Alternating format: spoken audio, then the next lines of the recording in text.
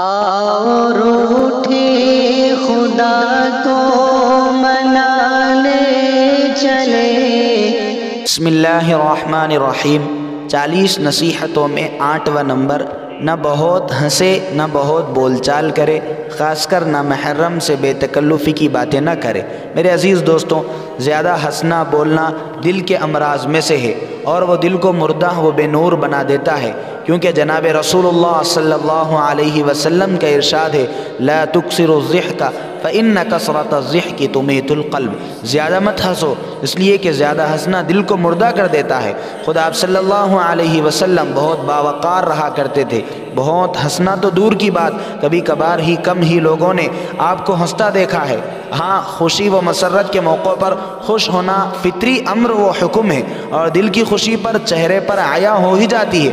چنانچہ ایسے موقعوں پر آپ بھی مسرور ہوتے تھے، خدا کا شکر بجا لاتے تھے، اور دل کی یہ کیفیت چہرے مبارک پر تبسم کی صورت میں ظاہر ہو جاتی تھی، بلکہ آپ کی ایک مسکراہٹ ناظرین کے دلوں کے غم کو دور کر جاتی اور حاضرین پر خوشیاں لٹا جاتی۔ کبھی دندان مبارک بھی کھل جاتے جو رات کو دن کر جاتے اور دن کی روشنی بڑھا دیتے، مگر غافلوں اور بے حسوں کی طرح ہنسنا ہنسانا آپ صلی اللہ علیہ وسلم کا پسندیدہ مشغلہ نہیں تھا۔ ہمیں بھی اس سے احتراز کرنے کی ضرورت ہے۔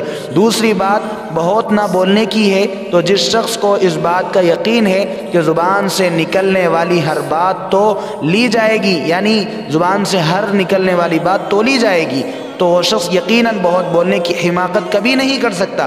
علماء کرام فرماتے ہیں کہ اعمال 3 طرح کے ہیں، لسانی اعمال، قلبی اعمال، بدنی اعمال، اور تینوں قیامت کے دن تولے جائیں گے۔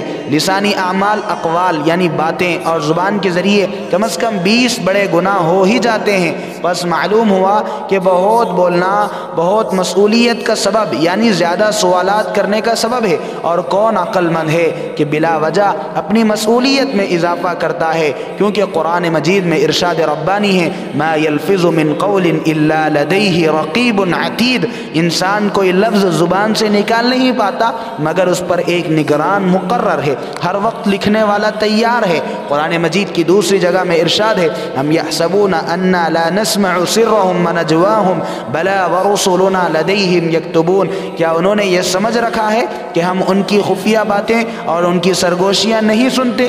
نیز ہمارے فرشتے ان کے پاس ہیں، وہ سب کچھ لکھتے ہیں۔ ایک جگہ منافقین کی مذمت میں فرمایا، سنکتب ما قالوا وقتلهم الانبیاء بغیر حق ونقول ذوقوا عذاب الحریق۔ ہم ان کی یہ بات بھی ان کے اعمال نامے میں لکھ دیتے ہیں، اور انہوں نے انبیاء کو جو ناحق قتل کیا اس کو بھی، اور پھر کہیں گے کہ دہکتی آگ کا مزہ چکو۔ معلوم ہوا کہ ہماری زبان سے نکلنے والے اقوال و کلمات سب اعمال ہیں، اور اعمال کی جزا بھلی ہو یا بری یقیناً سامنے آنے والی ہے۔ بس ہر گفتگو سے قبل غور کر لینا چاہیے کہ اس کی ضرورت ہے یا نہیں، اور اگر ہے تو مناسب اور بقدر ضرورت ہے یا نہیں، اس کے بعد بولنا چاہیے، تاکہ بات قیامت میں حساب دینے کے وقت اور خود اس دنیا میں بھی بول دینے کے بعد شرمندگی اور پشیمانی کا سبب نہ بنے۔ کیوں؟ اس لیے کہ جناب رسول اللہ صلی اللہ علیہ وسلم کا ارشاد ہے، من کان یؤمن باللہ والیوم الآخر فلیقل خیرا او لیصمت۔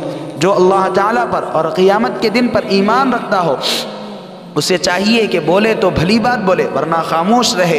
تیسری ہدایت اس نمبر میں یہ ہے کہ بطور خاص نامحرموں سے یعنی جن سے پردہ کرنا شرعاً ضروری ہے، بے تکلفی اور بے احتیاطی کی باتیں نہیں کرنا چاہیے، کیونکہ اس کا انجام کسی سنگین گناہ یا ناجائز تعلق کی صورت میں ظاہر ہو سکتا ہے۔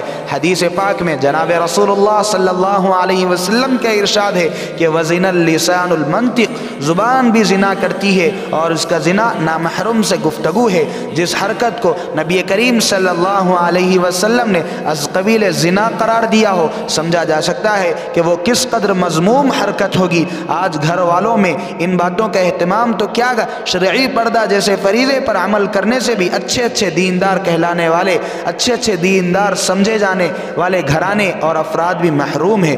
حالانکہ ازواج مطہرات کو اللہ تبارک و تعالیٰ نے پردے کا حکم دیا، وہ بھی اس وقت جب کہ ان کے زمانے میں اس امت کے سب سے اچھے عمل اور مضبوط ایمان والے لوگ رہا کرتے تھے۔ ارشاد ربانی ہے کہ فلا تخضعن بالقول فیطمع الذی فی قلبہ مرض وقلن قولا معروفا، لہذا تم نزاکت کے ساتھ بات مت کیا کرو۔ کبھی کوئی ایسا شخص بے چالہ، کبھی کوئی ایسا شخص جو بے لالچ کرنے لگے، یعنی جس کے دل میں روگ ہو اور وہ بات کہے جو بھلائی والی ہو، اس سے آپ اندازہ لگا لیجئے کہ اسلامی تعلیمات نے انسانی فطرت کا کس قدر لحاظ رکھا ہے۔ غیر عورتوں سے بے ضرورت بولنا، اسی طرح عورتوں کا غیر مردوں سے بے تکلف گفتگو کرنا، اور عہد نبوی صلی اللہ علیہ وسلم میں اور صحابہ و صحابیات جیسے ایمان والے طبقے میں فطرتاً مضر یعنی نقصان ہو سکتا ہے، تو بے حیائی و بے احتیاطی کے اس دور میں کتنا نقصان دہ اور اخلاق سوز عمل ہو سکتا ہے۔ اگر ہم اپنے سماج کی کوئی آبرو اور عزت بنائے رکھنا چاہتے ہیں تو اس ہدایت پر عمل بہت ضروری ہے۔ کم از کم سالکین راہ خدا تو اپنا دامن تقوی اس خطرے سے محفوظ رکھنے کا اہتمام کرتے رہیں، ورنہ برسوں کی ریاضات و عبادات کا نور نفس کے ایک ہی حملے میں ضائع و برباد ہو جائے گا۔ یاد رہے، جس طرح نامحرم عورتوں سے بے تکلفی کا تعلق دین و اخلاق کے لیے سم میں قاتل ہے، اسی طرح بلکہ اس سے کہیں زیادہ امرد اور نوعمر بچوں سے قرب و بے تکلفی بھی خطرناک ہے۔ مشائخ نے سالکین کو اس سے بہت ڈرایا ہے، کیونکہ ایک شریف اور دیندار پسند آدمی عورتوں کی طرف میلان کے انجام سے ڈرتا ہے، مگر امردوں کی طرف میلان سے اتنا زیادہ خوف نہیں محسوس کرتا۔ نتیجہ اس سے زیادہ رسوائی میں گرتا ہے۔ اعاذنا اللہ منا ومنکم۔ میرے عزیز دوستو، اللہ سے دعا ہے کہ اللہ پاک ہم سب کو ان ہدایات پر عمل پیرا ہونے کی توفیق عطا فرمائے۔